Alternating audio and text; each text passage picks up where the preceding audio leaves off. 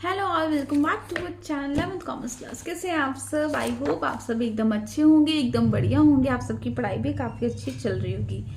तो जैसे कि आप सब जानते हैं, कल को मैंने आपको सप्लाई शेड्यूल क्या होता है मैंने आपको समझाया। तो आज हम पढ़ेंगे सप्लाई कर्व। ठीक है, उसी शेड्यूल को यहाँ पे हम ग्राफ में प्लॉट करेंगे। मैं आपको दिखाऊंगी, ठीक है ना, कैसे प्लॉट किया जाता है।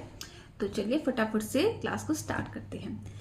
Supply curve reflects the relationship between the price and the quantity supplied graphically। देखो, पहली चीज जो हमने कल को शेड्यूल पढ़ा था वो टेबल के फॉर्म में होता है। ठीक है, तो आप उस टेबल की फॉर्म में आप क्या बताते हो कि आप एक्सप्लेन करते हो प्राइस और क्वांटिटी सप्लाई का कैसा रिलेशन है। ठीक है, वही चीज वही रिलेशन, बस हम यहाँ पे ग्राफ के थ्रू या कर्व के थ्रू हम समझाते हैं। ठीक है ना, तो आप ये बोल सकते हैं जब हम रिलेशनशिप को डिफाइन करते हैं, किसके रिलेशनशिप को, क्वांटिटी सप्लाई के, मतलब सप्लाई और प्राइस के रिलेशनशिप को जब हम डिफाइन करते हैं इन टर्म्स ऑफ मतलब in terms of body graphically हम डिफाइन करते हैं, उस चीज को हम सप्लाई कर्व बोलते हैं। ठीक है, what the supply schedule shows arithmetically, वही चीज मैंने आपको बताई। जो सप्लाई शेड्यूल जो होते हैं, जो हम टेबल में पढ़ते हैं, उसी चीज को हम जब कर्व में प्लॉट या ग्राफ में प्लॉट कर देते तो हमें और ज्यादा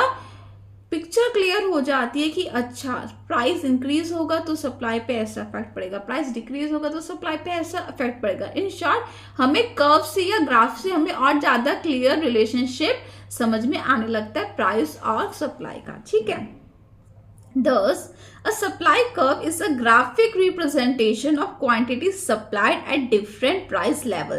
तो यहाँ पे आपको ग्राफ में, आपने कल वाली क्लास देखी होगी, शेड्यूल वाली क्लास, तो देखना, फिर आपको पता चलेगा। उसी हिसाब से यहाँ पे ग्राफ को प्लॉट किया गया। आप यहाँ पे देखो, जो सप्लाई है वो आपका एक्स एक्सिस पे प्लॉट होगा, प्राइस आपका वाई एक्सिस पे। अब मैंने स्टार्टिंग में, शायद बहुत स्टार्टिंग में मैंने आपको समझाया था कि वाई एक्सिस पे कौन से एलिमेंट्स प्लॉट होते हैं। वाई एक्सिस पे इंडिपेंडेंट एलिमेंट्स प्लॉट होते हैं और एक्स एक्सिस पे हमेशा डिपेंडेंट वेरिएबल प्लॉट होते हैं, क्योंकि प्राइस यहाँ पे इंडिपेंडेंट है। प्राइस के चेंज होने की वजह से जो सप्लाई पे अफेक्ट आएगा, मतलब प्राइस एक इंडिपेंडेंट एलिमेंट है। आप समझ रहे मैं क्या कहना चाह रही हूँ। और जो सप्लाई है वो डिपेंडेंट, मीन्स जब प्राइस चेंज होगा उसी हिसाब से सप्लाई अपना बिहेवियर करेगी, मतलब वो उसी हिसाब से बिहेव करेगी। जब प्राइस इंक्रीज होगा तो सप्लाई इंक्रीज होगी, जब प्राइस डिक्रीज होगा तो सप्लाई डिक्रीज होगी। इन शॉर्ट, सप्लाई प्राइस पे डिपेंड है। ठीक है, प्राइस तो इंडिपेंडेंट है, उसकी मर्जी, वो कभी भी इंक्रीज हो कभी भी डिक्रीज हो, उसके ऊपर कोई प्रेशर नहीं है। लेकिन सप्लाई डिपेंड है, जैसे प्राइस एक्ट करेगा उसके अकॉर्डिंग ही सप्लाई यहाँ पे एक्ट करेगा। इसलिए सप्लाई को हमने एक्स एक्सिस पे हमेशा प्लॉट करते हैं। सिर्फ प्राइस और सप्लाई की बात नहीं है, आपको पढ़ाया भी गया होगा पहले कि एक्स एक्सिस पे हम हमेशा डिपेंडेंट वेरिएबल को, एलिमेंट्स को प्लॉट करते हैं, वाई एक्सिस पे हम हमेशा इंडिपेंडेंट वेरिएबल को प्लॉट करते हैं। ठीक है, तो यहाँ पे आप देख सकते होंगे ग्राफ में, यहाँ पे सप्लाई प्लॉट है नीचे और यहाँ पे प्राइस प्लॉट है। तो आप शेड्यूल में देखना, कल वाले शेड्यूल को खोल के, तो पहले जो प्राइस है, सॉरी हाँ, पहले 20 प्राइस पे 50 आपका सप्लाई है, तो प्राइस 20 पे 50, ठीक है ना, तो आप प्लॉट कर दोगे। फिर 16 पे 40, फिर आप उस हिसाब से प्लॉट कर दोगे। 12 पे 30 डिमांड सप्लाई आपकी, 8 पे आपकी 20 है, 4 पे आपकी 10 है। ठीक है, तो जब आप इन सब डॉट्स को ज्वाइन करोगे और जब आप एक लाइन बनाओगे तो आप देखोगे जो सप्लाई कर्व है वो अपवर्ड, ठीक है, तो सॉरी, इधर तो डाउनवर्ड जा रहा है, सप्लाई कर्व अप से डाउन जा रहा है। ठीक है, क्योंकि यहाँ पे सप्लाई डिक्रीज हो रही है, क्योंकि प्राइस डिक्रीज होता है तो सप्लाई भी डिक्रीज हो रही है। अगर प्राइस इंक्रीज हो रहा होता तो सप्लाई इंक्रीज होती है, सप्लाई ऐसे जाता, लेकिन अभी सप्लाई डिक्रीज हो रही है तो सप्लाई ऐसे आ रहा है। ठीक है, तो यहाँ पे आपको कर्व मिल जाएगा। The above schedule has been depicted in the form of supply curve।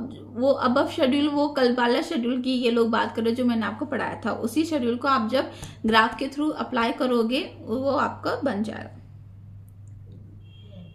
ये जो सप्लाई कर्व है ये हमें क्या बताता है, it shows clearly a positive relationship between the price and the supply of the commodity, because the rise in the price the curve rises upward from the left to right. ठीक है, तो यहाँ पे आपको मैंने पहले ही बताया, तो पॉजिटिव रिलेशनशिप होता है प्राइस और सप्लाई के बीच में। क्यों? Price increase supply increase, price decrease supply decrease. ठीक है, अब प्राइस इंक्रीज हो रहा है तो जो सप्लाई कर्व है वो लेफ्ट से राइट में जाएगा, और देखो यहाँ पे वो वाला ग्राफ है जहाँ पे प्राइस डिक्रीज हो रहा है, तो यहाँ पे जो सप्लाई कर्व है वो राइट से लेफ्ट आ रहा है, मतलब डाउनवर्ड स्लोपिंग। ठीक है, यहाँ पे इन लोगों ने राइज वाले का एग्जाम्पल दे रखा है। In fact, supply curve measures how much producer wish to supply at each price. तो supply curve से हमें पता चल जाता है कि अच्छा इस प्राइस पे इतना सप्लाई कस्टमर वो फर्म करने को तैयार है। ठीक है, तो आज की क्लास में इतना ही। कल को हम शेप ऑफ सप्लाई कर्व हम पढ़ेंगे। ठीक है, तो अगर इस टॉपिक में कोई भी डाउट या कंफ्यूजन है तो आप आराम से कमेंट सेक्शन में से पूछ सकते हैं। तो फिर अब हम मिलेंगे कल की क्लास में, तब तक के लिए बाय।